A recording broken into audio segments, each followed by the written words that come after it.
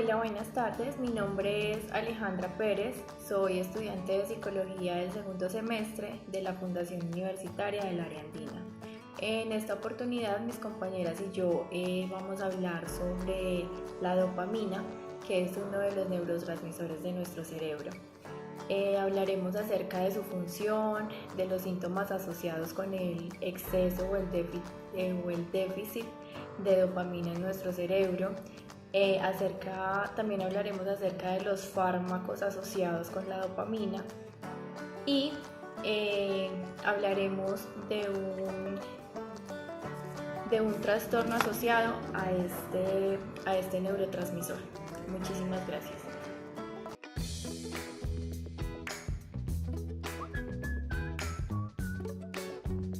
Buenas noches, profesor y compañeros.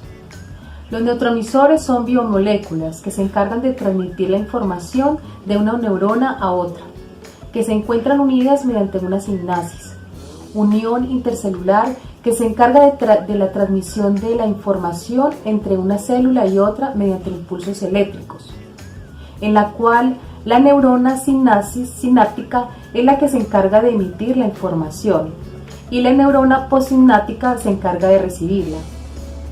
La función principal que tienen los neurotransmisores es la de inhibir o excitar la actividad de la célula postsináptica, es decir, que dependiendo del tipo de receptor, los neurotransmisores pueden potenciar o disminuir su funcionamiento.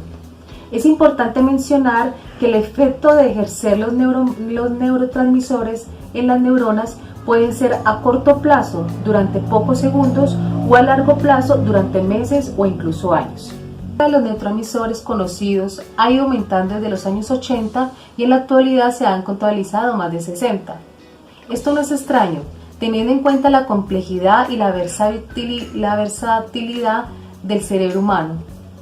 En él se produce todo tipo de procesos mentales, desde la gestión de las emociones hasta la planificación y creación por la realización de movimientos involuntarios y en el uso del lenguaje. El uso de los diferentes tipos de neurotransmisores permite regular de muchos modos distintos la manera en la que se van activando uno u otros grupos de células nerviosas. Por ejemplo, cierta ocasión puede requerir que los niveles de serotonina bajen y los de dopamina suban, y eso tendrá una consecuencia determinada en lo que ocurra en nuestra mente. Así, la existencia de la gran variedad de neurotransmisores permite hacer que el sistema nervioso cuente con una amplia gama de comportamiento, lo cual es necesario para adaptarse en un entorno que cambia constantemente. En definitiva, tener más neurotransmisores involucrados en el funcionamiento del sistema nervioso y sus correspondientes receptores en las células nerviosas significa que hay más variedad de posibles interacciones entre grupos de neuronas.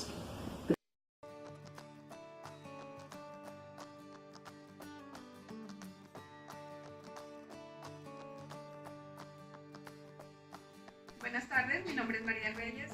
Hoy vamos a hablar sobre la dopamina. La dopamina es comúnmente conocida por ser la hormona de la felicidad, pero puede ocasionar serios problemas de salud si se produce en exceso o demasiado poco. Un déficit de la dopamina es la esquizofrenia. Provoca un fuerte aplazamiento cognitivo. El individuo deja de reaccionar a estímulos externos y aparece no interesarse por nada. Otras alteraciones de esta vía están relacionadas con otros trastornos como la depresión. La liberación de la dopamina puede hacer que las personas se conviertan en adictos y que siempre estén buscando el placer y llegar a niveles cada vez más altos. Otro problema asociado, si no se liberan suficientes moléculas de dopamina, el organismo puede desarrollar la enfermedad del Parkinson.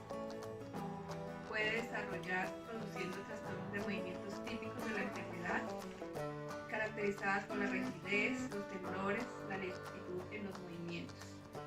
Los excesos de la producción de dopamina, por otro lado, un exceso de esta hormona puede conducir a manías, alucinaciones o esquizofrenia. La dopamina, por ejemplo, nos motiva para ser competitivos, para defendernos de un peligro o para alcanzar una meta personal. Nos anima a hallar la energía para resolver pruebas, en especial para regular el metabolismo, la cognición, nuestro comportamiento, incluso nuestra de ánimo. La dopamina es clave para promover la sexualidad, el deseo y los procesos de seducción. Algunas de sus funciones son movimiento, memoria, recompensa de placer, comportamiento, atención, inhibición de la producción de prolactina, sueño, estado anímico y aprendizaje. Gracias.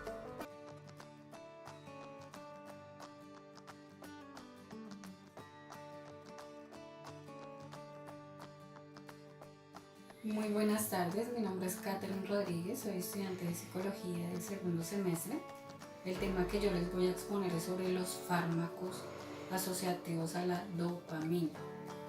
También existen unas sustancias que pueden subir la dopamina de manera natural.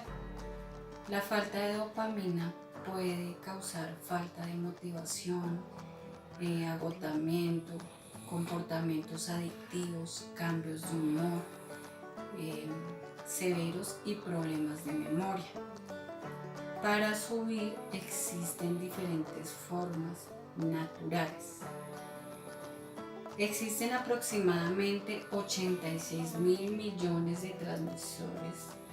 transmisiones en el cerebro humano, que para comunicarse unos a otros utilizan sustancias químicas de cerebro. La dopamina surge de un aminoácido llamado tirosina. Para el aumento de esta sustancia debemos consumir alimentos de alto contenido de tirosina.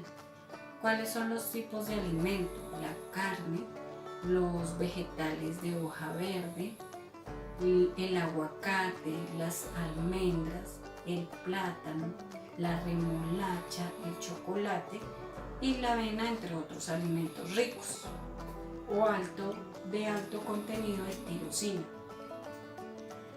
También tenemos alimentos probióticos como lo es el yogur para la producción de la misma. Existen varias cápsulas para consumir y para suplemento de la dopamina, que son la dopa, dopamina, Cerbau, entre otros. Muchas gracias.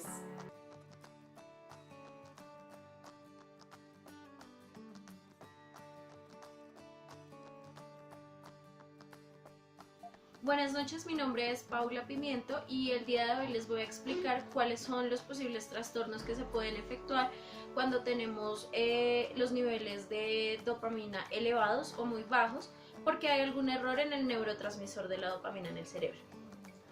El cerebro funciona a base de estímulos eléctricos que llevan y traen información necesaria para realizar las diferentes actividades de la vida. Esta información se logra transmitir gracias a las neuronas y estas a su vez se pueden comunicar entre sí por la intervención de unas sustancias químicas llamadas neurotransmisores. Los neurotransmisores se encuentran en el espacio que hay entre cada neurona y el hecho de conectarse con los extremos de cada una de ellas se llama sinapsis. Entonces ese espacio recibe el nombre de espacio sináptico y justamente es ahí en donde se transportan los mensajes entre cada neurona, y cuando los neurotransmisores no lo hacen bien es porque pierden el rumbo, no están disponibles o de plano no existen. En las respuestas, y es este el momento en el que hablamos como del error que se efectúa cuando hay problemas en el neurotransmisor de la dopamina. Uno de los principales problemas o trastornos que evidenciamos con el error del neurotransmisor de la dopamina es el trastorno por déficit de atención e hiperactividad. Los neurotransmisores que están relacionados con este trastorno son la dopamina, la serotonina y la norepinefrina, y también la noradrenalina, los cuales participan llevando y trayendo información de los frontales a las zonas del cerebro y viceversa, favoreciendo las adecuadas respuestas cognitivas y el control del impulso de las personas. En este momento empezamos a hablar de los trastornos que pueden ocurrir cuando tenemos la dopamina elevada o con déficit. Cuando existen niveles elevados de dopamina, las personas pueden estar muy concentradas, trabajar intensamente en las tareas. Cuando existen niveles bajos de la dopamina, entonces hay distracción, tienen dificultad para completar una tarea, dificultad para empezar anticipadamente una tarea y dificultad para responder a tiempo a cualquier actividad. presentan impulsividad cognitiva, que esto quiere decir que tienen muchas ideas al tiempo y no logran organizar una en específico adecuadamente. En el caso de los niveles elevados o disminuidos en la serotonina, con niveles muy elevados se logra gran satisfacción, se mantiene buen estado de ánimo, pueden mantenerse enfocados en una sola cosa y ayuda a conciliar fácilmente el sueño.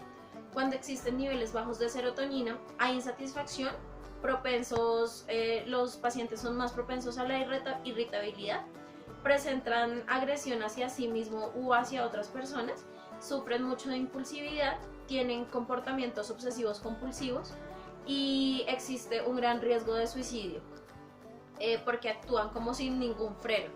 Hay impulsividad cognitiva, al igual que en el déficit de la dopamina, tienen muchas ideas de golpe y no logran identificar una en específico. También tenemos como los problemas con los niveles altos o bajos de la norepinefrina o noradrenalina.